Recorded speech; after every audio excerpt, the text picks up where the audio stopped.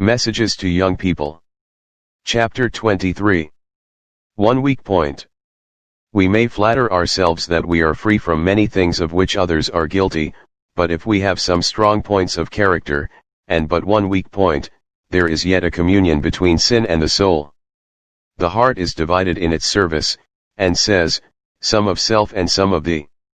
The child of God must search out the sin which he has petted and indulged himself in, and permit God to cut it out of his heart.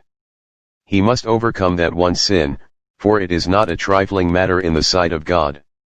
One says, I am not the least jealous, but then I do get provoked and say mean things, although I am always sorry after giving way to temper. Another says, I have this fault or that, but then I just despise such and such meanness as is manifested by a certain person of my acquaintance. The Lord has not given us a list of graded sins, so that we may reckon some as of little consequence, and say that they will do but little harm, while others are of greater magnitude and will do much harm. A chain is no stronger than is its weakest link. We might pronounce such a chain good on the whole, but if one link is weak the chain cannot be depended on. The work of overcoming is to be the study of every soul who enters the kingdom of God. That impatient word quivering on your lips must be left unspoken.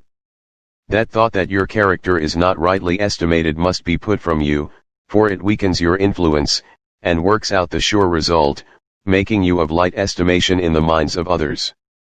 You should overcome the idea that you are a martyr, and lay claim to the promise of Christ, who says, My grace is sufficient for thee. The Review and Herald, August 1, 1893. Thought control. You should keep off from Satan's enchanted ground, and not allow your minds to be swayed from allegiance to God. Through Christ you may and should be happy, and should acquire habits of self-control. Even your thoughts must be brought into subjection to the will of God, and your feelings under the control of reason and religion. Your imagination was not given you to be allowed to run riot and have its own way, without any effort at restraint or discipline. If the thoughts are wrong, the feelings will be wrong, and the thoughts and feelings combined make up the moral character. When you decide that as Christians you are not required to restrain your thoughts and feelings, you are brought under the influence of evil angels, and invite their presence and their control. If you yield to your impressions, and allow your thoughts to run in a channel of suspicion, doubt, and repining, you will be among the most unhappy of mortals, and your lives will prove a failure. Testimonies for the Church 5, 310.